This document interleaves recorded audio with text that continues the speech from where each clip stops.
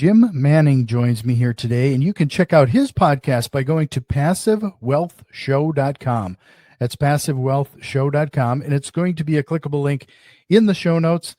But really appreciate your time, Jim, as we talk about single-family homes. But you've kind of made this almost to like a syndication level when it comes to acquisitions and the like. So this is going to be a really interesting conversation.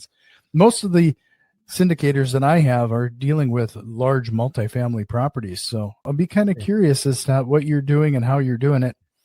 Yeah, But absolutely. Yeah. we're going to start things off about talking about your background, because you have kind of an interesting origination story when it comes to how you found your way into real estate investing. But I'm going to limit you. You have like 90 seconds to kind of truncate it, because I don't want you to have to repeat yourself. I'm sure you've told this story a billion times. I have. And so, hey, here's the thing. So, Jack, thanks for having me on and the REI Mastermind Network. I get why people listen to you. You've been doing this for over a decade and a half, and it's hard to find a good resource like Jack that has been there, that's actively doing it. You got a lot of the TikTokers that have maybe been doing this a year, 2, 3 years, and are just regurgitating other information that they've heard. They haven't actually learned through experience. So I get why y'all are listening in. What a great resource, and thanks for having me. So yeah, the origin story in 90 seconds. Okay. So I ended up working for a self-made billionaire as an intern after I graduated college. And he had everything that you could want, the pinnacle of business success. And as I got to know him, it was a 2-week internship, and we were at his house. So we got to know him on a little bit more of a personal level. I realized that he was absolutely miserable.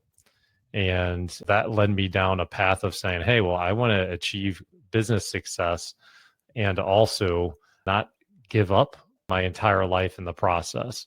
So my next job was corporate America. I realized I didn't like that. And then I fell in love with the idea of real estate investing, being able to do good things for the community and make some really good money while we did it. So that was really the start, kind of why I stumbled into real estate investing. And I think I did it in 90 seconds. I've told that story in like 20 minutes before. So how'd I do, Jack? You did great. Yeah. The unique experience there is being in the presence of somebody who's a billionaire, and it's kind of sad to hear that with all that money, it didn't buy this person happiness. But I mean, it really definitely had an impact on you. What are some of the business oriented information that you learned that you could bring to real estate investing? Like, I'm sure you had to learn quite a few lessons there. Yeah, well, I mean, I think the biggest lesson was, hey, this is a guy like me. He puts one pant leg on at a time. And it's like, well, if he can do it, like, why can't I do it? Like, when I talked to him, it wasn't that he was this brilliant guy and that this thing is unattainable. So it instilled like kind of a belief in me, like, well, man, this is possible. This is what we can do in America, right? And at the same time, like, it was like, well, okay, there's a big opportunity cost here. So I set down on the path of like, hey, like when I got into real estate, I was like, okay, let's do this big. I don't want to just, kind of do one deal at a time. I want to find ways to do hundreds of deals a year. And like fast forward, the team's done over 3,500 deals now over the last decade and a half. It's kind of multiple organizations that we run now. But unfortunately, I didn't really have that lesson dialed in. Like there's one thing to like read a book, guys, and to like understand and to like intellectually understand. But there's another whole thing to have like wisdom and a depth of understanding. And so what I mean by that is one year we did 125 flips. I think we did for about 3 years in a row. We did 125 flips, and we had an agent team. We had other deals going too. The next year we decided, hey, well, more deals equals more money, right? And so if we do more deals, hopefully we can make more money. And at that point, at 125 flips a year and several hundreds of deals coming in from our agent team and everything like that, we had already kind of won the game as far as like generating revenue. We didn't necessarily need to just generate more flip income. And at the same time, like, we're just like kind of on that quest for more, and that, and so then we went from 125 flips to 250 flips. And we thought, okay, well, if we do double the flips, we might make double the money, right? And not so much. That's not what happened. We ended up working twice as hard and we made less money. Well, okay, so we generated more money, but our net income was less than the year before.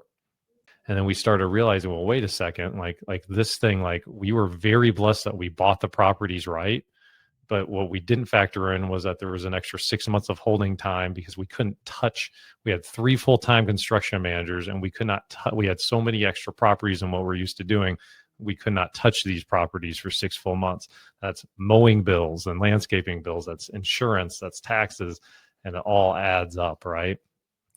And so the interesting thing, if you think about it too, was like we weren't really thinking all that much about it correctly, because like, okay, let me kind of use like a different analogy. So like if I'm a doctor, right, and I learn about the real estate investing thing, I want to become financially free. I love the idea of passive income. And as a doctor, I go out and I decide to do a property flip. What a property flip does is it just creates more income for me. As a doctor, you already have a lot of good income coming in, and you already have a lot of taxes that you pay on that income. So just creating more income for yourself, okay, that's okay, but like it doesn't get you off the hamster wheel. It's not creating a different mechanism for you to build long-term wealth and be able to get to financial freedom. And here we took this risk that had we not bought those properties right, would have toppled the whole thing. We would have our whole business would have gone under. And when we didn't even really need more of that type of income. So looking back at it, it's like, man, you would think I would have learned that lesson from the billionaire that like, hey, we need to measure our success by what we gave up to get it. And instead I said, well, no, let's just do more deals, generate more income. And then now here we are working days, we're working nights, working 80-hour weeks or whatever the heck it was that year, and then having less to bring home from it. And, the same can be said for the doctor that tries to start flipping at night and on weekends, like, well, hey, are you giving up your family? Are you giving up your relationships at that point? All in the name of, hey, financial freedom. And if I get to financial freedom, then one day I'll be happy. Well, that's not always the case, right? So I know there's a lot there. What's going on in your head? Bring me back, baby. We experienced the exact same thing.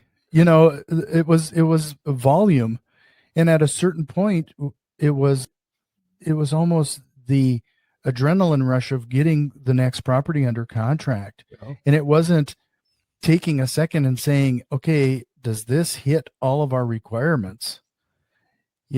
So we did something similar to you, where we adjusted our buying requirements, and maybe we wanted more out of each deal instead of the volume. It works out way better to try to squeeze those lemons instead of trying to find that next unprofitable venture. Yeah, and it became about like the ego of like, oh, we do more deals than anybody, or like, and it's like, are you kidding me? Like I don't care. Like, wouldn't you rather do one deal and make more money than somebody that did 30? Like, or you know what I mean? Like it's just like the game is we need to help people. We need to solve problems for our community, and that's important. So I don't want to I don't want to detract from that. But then also, like, the name of business is to make profits. So we should be measuring it by that, not by, oh, I get to say I get to meet an investor friend that I did 10 more deals with this year. It's like, come on. That's not the point. It's kind of like in the same boat as people who brag about the number of doors they have. Well, that's great. You have a bunch of doors, but how profitable are they? Yeah. And how much debt do you have on it compared to, I have a friend that has 30 doors, and I bet you he makes more money because he has no debt on it than a lot of people you run into that have 200 doors, that did the BRRRR method and don't have hardly any equity in them. And, but yeah, it becomes like a male, well, for me, a male ego thing, but yeah, I can't speak for the other gender, but it definitely becomes that. And then that's kind of the reward that becomes the reward, really, not, whereas it's like, well, man, how about we net the most amount of money that we can make? Well, it sounded like, when you first started, doing 100, 150, 200 flips on a regular basis, on an annual basis. That's very active income. It sounds like now you're more in that trying to move, or have you successfully moved into more of that passive where you're buying and holding? Yeah. Thanks, Jack. Yeah. So let's complete the investing journey here. So then in 2017 or 2018, shows you how long I've been doing this for. I get the years confused now, but I was in a mastermind group with Jason Courtney, and Jason was hearing all these stories about all the deals that we're doing, and he goes, "Hey Jim, what's interesting is the way I do deals. I get a little bit of like flip income up front, but I don't owe taxes on that, and I make about 20, 30 times more than you're making per deal on the deals that I do." And so I what are you talking about? It's Jason's kind of a goofball, whatever, And then 3 months goes by, we have our next mastermind meeting. He's like, "Jim, I'm telling you, man, there's a really good way to do this." And then, so finally, after about a year of him trying to talk me into it, he had created this beautiful art form. It's a strategy called a lease purchase strategy. He talked us into partnering with him because he had this amazing strategy, and we had the deal flow and the volume. Like, we're kind of like the investors that are also business guys, and he had this amazing strategy. And so then we decided to partner on our first deal, and I ended up falling in love with the model. And I can break it down here in a second, but before I do, one thing that I'd like to share, like on a personal level, was things were getting very stale for me. I was starting to ask questions like, "Hey, is this all there is?" Because I've been investing for, at that point, this was about 4 years, 6 years ago. So I've already been investing for well over a decade. And while we were doing the flips, we were picking up rentals along the way as well. So like we were building long-term wealth, even though it wasn't our main focus. And then, so things were starting to get a little bit stale. And then when the lease purchase model came up, one of our first clients was a family that needed Lindbergh school districts. And Lindbergh school districts is an upper middle class area to middle class to upper middle, even lower upper class. So like really good neighbor, really good school district. It's won blue ribbon awards and things like that. And we had a property that we were presenting as a lease purchase to people. And we run into a client that had their credit dinged because they have a special needs kid that had medical issues come up, and they got behind on bills. So really the mistake that they made was they just didn't plan accordingly and have enough savings to cover these medical bills, right? And their kid was in grade school, and they had to have Lindbergh schools. Well, Lindbergh schools, there's hardly any inventory out there, right? So we cross paths with them, and we say, at that point, their medical bills have been paid off. And we say, "Hey, well, your kid doesn't have 6-7 years for your credit to rebound. Because if you're in first grade and 6 years later for someone's credit to rebound, that's seventh grade. That's like almost all of grade school, right?" And well, hey, we're going to get you in the school district your child needs, because they have to have the school district with their special needs, and it's a world class school district for people or for kids that have these needs. And at the same time, why don't we make you a homeowner? And like when that happened, when we put that deal together, it was like, okay, I can get into this. I can really feel good about what we're doing. And as investing, by the way, guys, like one of the things that real estate gives us the opportunity to do that is so different, right? Like think about the traditional financial industry. What it teaches us when we invest into index funds, it teaches us that money's over here, and then charitable works and influence is over in a different silo.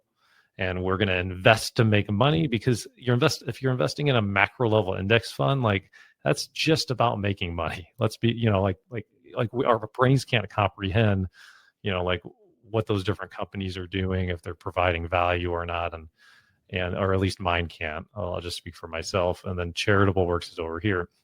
And when it comes to capital and making investments, historically, the world has changed, and it will continue to change when a small group of investors come together and they make an investment that then can completely have ramifications across the world. So, for example, let's think about this. Christopher Columbus.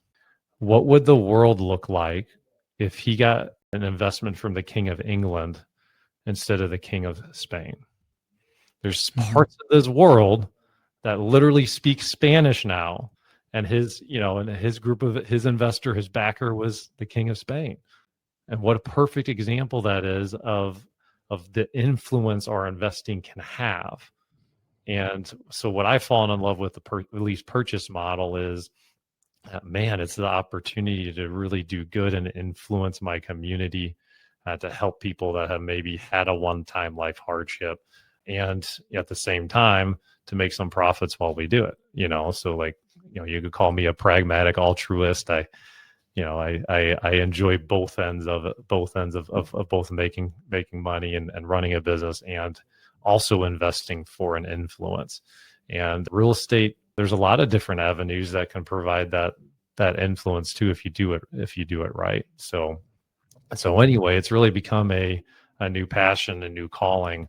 And we've shifted our model from generating that active income into this lease purchase model, and generating more passive income, because we're helping the community, and we're also helping. It's over 130 limited partners now in our funds, and we're helping people build a foundation for their net worth and generate passive income from their couch without having to do any of the work. So that's the investing journey, and kind of the story of 15 plus years and 20 minutes or whatever it's been. No, that's awesome. Yeah. Just to remind everybody, if you want to learn more, head over to passivewealthshow.com. What's interesting here is Jim has some training videos there that, unlike some people, he's not charging for them. You just can go over there and consume some of this content freely at passivewealthshow.com. So really appreciate you giving everybody that opportunity, Jim. Yeah, absolutely. It's just meant to be a value add for you guys. I mean, so the last 2 years, we've generated over $5 million a year with 3 main passive income strategies. I have a free course on what the strategies are. That's one of the courses. Another course is, if you're wanting to know, hey, what's the difference between passive investing and active investing? Should I be a passive investor? And if I should be a passive investor, what do I need to know to be a good passive investor? And so I have another course in there that kind of breaks down that and helps you figure out how to invest in your first real estate fund, if that's something that you want to do. But yeah, I mean, it's really, a lot of people have helped me along the way. So now I think it's time to kind of try and pay it back, trying to help others out. So no, that's awesome. So I wanted to clarify something. You mentioned lease purchase. Is there a reason you use those words instead of rent to own or lease option? Or are we talking about the same thing? Yeah. So rent to own and lease purchase are both like Canada and America are both in North America. Canada and the United States are both in North America, right? So it's they're in the same umbrella. There's just some nuances and some differences. So the lease purchase model, what we like about it over rent to own is we really position the client, put them in the place or in the position of a homeowner. They're not in the position of a tenant. Okay. So if we get 5% down from a tenant, so $300,000 house, we get $15,000 down from one of our tenant buyers before they move in, then they're also responsible for the repairs and maintenance in our model as well. So, and then that $15,000 that comes in, because it's a down payment ultimately for the house, it's actually not taxable till they execute on their lease purchase agreement, or until they own the property outright. If they make all their payments to us for over 30 years, they can, at that point, we would owe money on that $15,000. Or if they move out of the property and then we find a new person to come in and give us the down payment money. At that point, we would owe taxes on it too. Sure. So, but in the rent-to-own situation, my understanding of it is we've only done the lease purchase. So this is through Jason when he broke down why he loves what we're doing and ultimately why we love it too. That was one of the nuances, one of the differences, because in a rent-to-own, you're really just acting. My understanding is you're acting as a tenant. It's on the landlord to do those repairs and maintenance, and then at some point, I can say, okay, now I'm in the ownership spot, and I can buy you out of the deal. Well, there are some nuances depending on the state in that you're in as well, isn't there? Like, yeah, that's right. Yeah, because it's kind of sometimes I'd be curious as to how you, depending on what regions do you operate in, because sometimes this may not be possible to pass on the maintenance of the house to the resident. Yeah, so we're in St. Louis, Missouri, which is really a perfect market for what we're doing. It's a very predictable market, and I mean, when we were doing the 250 deals a year, I mean, there's a lot of risk we were taking on, and when you're in your 20s, that's great. When you get to 40, like I am, it's like, okay, let's get as predictable of an investment we can. Our market's very predictable, and so we do it out in Missouri, and then we do have some in Illinois, although most are in Missouri. I know in Texas, there's different rules and regulations around it. I don't believe you can do a lease purchase, but I believe there's other structures that you can do that are similar and kind of get to the same outline. I think the same result, I should say.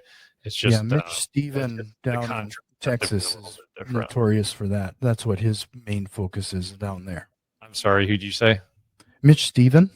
Mitch Stevens, yeah. And John, I know John Jackson. I don't know if you know John. I've become friends with John over the last 5+ years that I've known him, and he has kind of different ways to do it too. But yeah, we haven't ever had to do a deal in Texas up to this point, so we don't have a whole lot of knowledge on that market.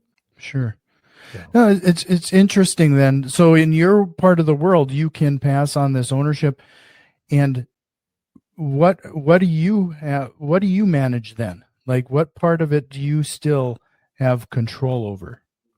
Yeah, so we do make the insurance payments and the taxes payments, but it's passed through to the tenant buyer.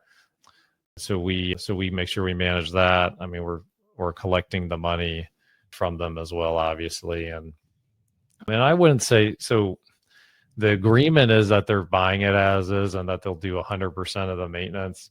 Like we had a deal where 3 homeowners ago, the tenant or a deck was built on a home, and then the city flagged it and said, "Hey, it didn't pass. You got to build a new one." Like within 2 weeks of our tenant buyer moving in, they had just given us $40,000 of down payment money because there was like a bidding war going on it, and so we did replace the deck and got them a new deck in that circumstance, even though contractually we didn't have to. So, I mean, we like to kind of run things with integrity and try and do the right thing, even if, so I guess what I'm saying is there's a little bit of gray area there. If repairs and maintenance are 20% of a landlord's overhead, we maybe get it down to 1 to 2% of our overhead.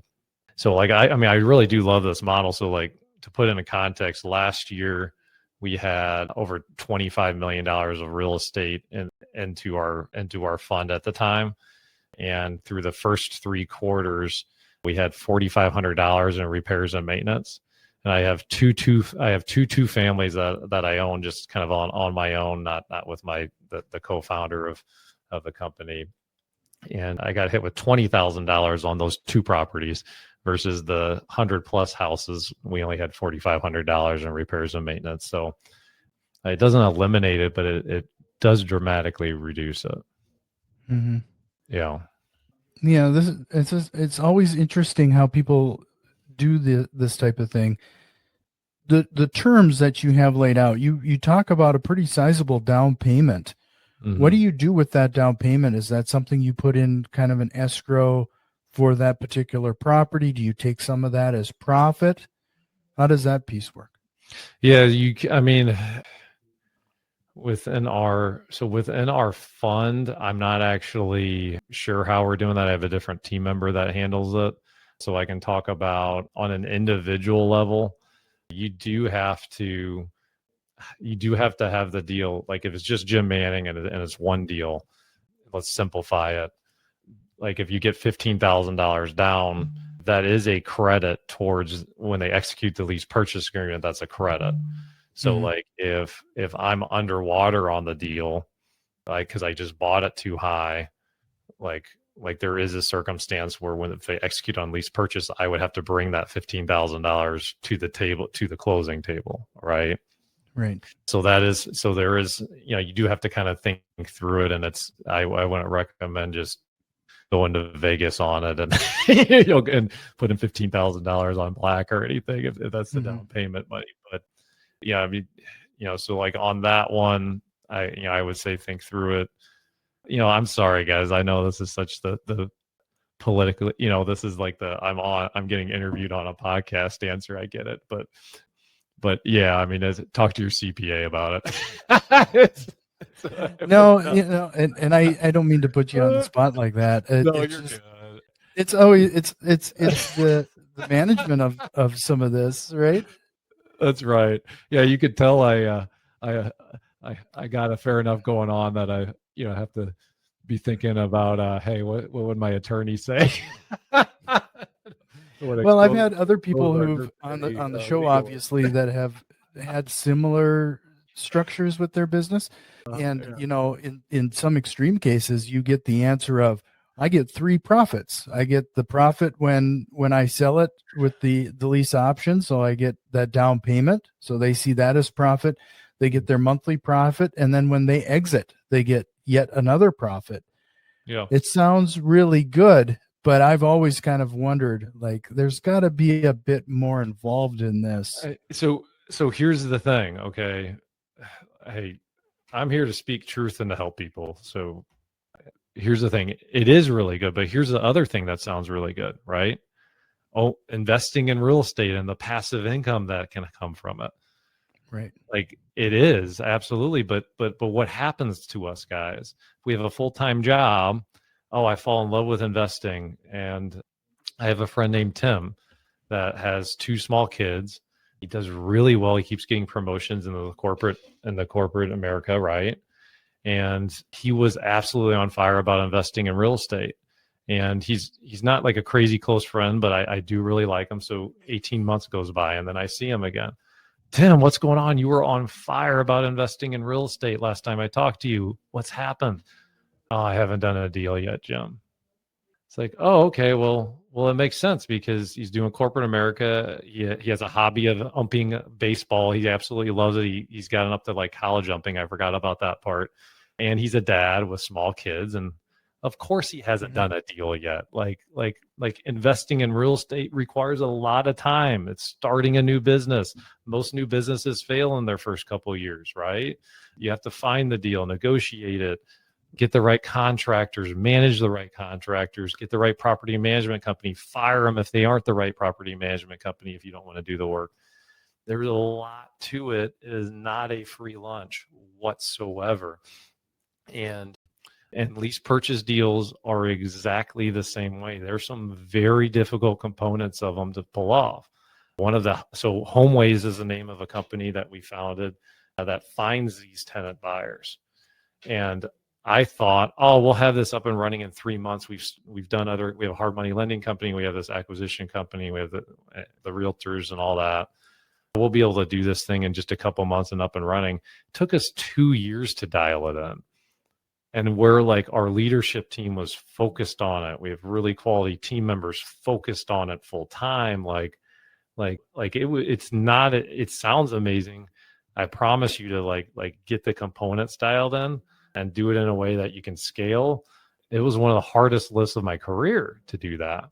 And it's doable. Like people make money investing in all sorts of ways, but just so don't hear the numbers and get excited without realizing that there's a whole lot of work to get it dialed in to where it's gonna work at the level. And it's definitely not a free lunch for sure. So these lease options, there's got to be an initial term and then probably extended if you need to sometimes. But what does that initial term look like? Is it 5 years, 10 years? You mentioned 7 previously, but that might have been just for credit repair. Yeah, I mean, it's really what I would. So we have it set up 3 to 5 years, but I think I would maybe change depending on the market I'm at, and it can fluctuate because like someone might give us 10% on day one. Well, in that case, they'll just start in the next phase of our program. So yeah, I mean, I would, I think it's not a one size fits all on that one. I think you kind of find what works in your marketplace and and and what works with like the tenant buyer that you're able to find.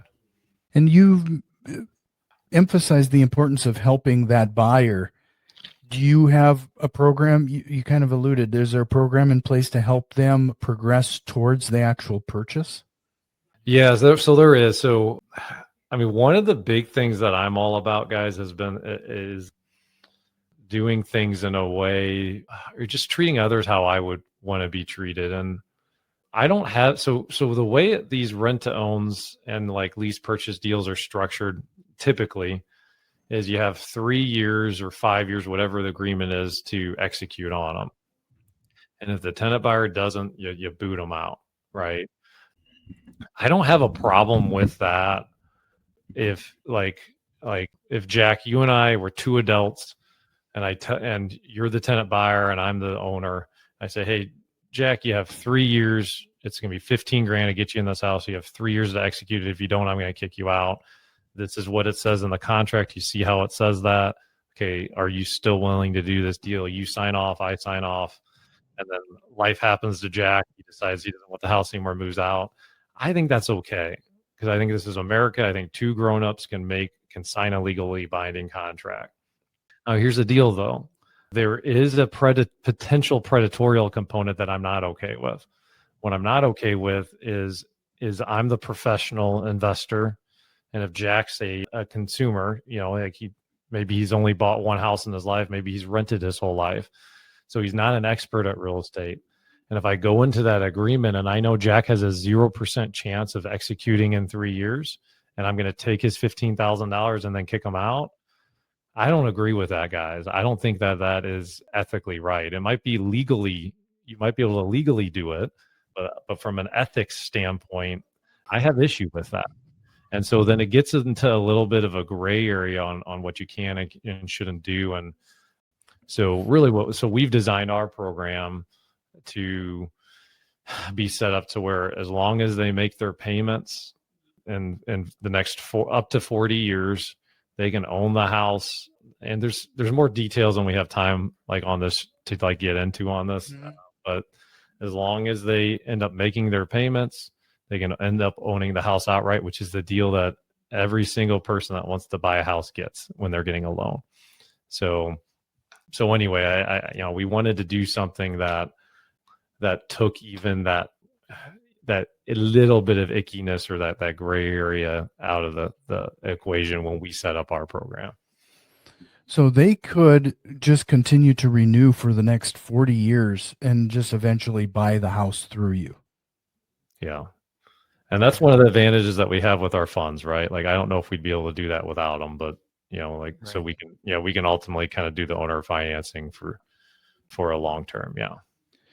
Yeah. Just to remind everybody, if this sounds a bit daunting and we're covering a lot of ground, that is why Jim has his show and those resources. So head over to passivewealthshow.com to learn a little bit more about how this could possibly be done. I know you kind of have a hard stop here soon, Jim, so we're going to jump into the rapid fire questions. But before we do that, is there a question or concept you think we should have still tried to squeeze in here today? Oh, man, great question. I think I would just like to reiterate the importance of wisdom and understanding as opposed to just intellectually understanding. Like I had this beautiful lesson from the billionaire that we need to measure our success by what was given up to get it. And then what did I do in my 20s? I started doing a bunch of deals, and I got to where the revenue was where I needed it to be. And then I kept going after more deals, and it could have cost me everything. Right. So, but then when I failed that, and then when we made less money than what we thought we were going to make that year, and even though we had worked twice as hard, then it was like an awakening of, okay, now I really understand what that means. And it's kind of the same thing as if I was shooting free throws and I wanted to be a world-class free throw shooter, guys. If I can like read a book on free throw technique, but how good am I going to be at free throws until I start shooting the ball? And so like that, like really be careful, find the jacks of the world to listen to that have kind of been there and done that. And, like make sure that you're kind of filtering through and finding resources that really truly understand this thing, and that don't just haven't just read a book and then can regurgitate it. No, I appreciate you saying that, Jim. I really, really like, I'm going to steal your quote and emphasize this. We need to measure our success in what we gave up to achieve it. If anybody got anything out of this episode, I think that line alone was worthwhile. That's right. And so I get excited about like the fund structure that we have. We can help people in the community. And then guess what? For people that are too busy to have figured out how to make money, but don't have the time to do it, I can help people with that as well. So I can't think of a better gift than time, giving someone time and treasure. You know what I'm saying? So anyway, so I get jazzed up about it. Thanks for having me on, Jack. No, this was awesome. And in the last couple minutes we have left, are you ready for the rapid fire? Let's do it. What lie do real estate investors tell themselves and sometimes to others? That doing deals is the most important thing instead of profit. Sure. Do you have a book recommendation, or what are you reading right now? I just got done reading a book called He Leadeth Me by Walter Chizek. It is a spiritual book.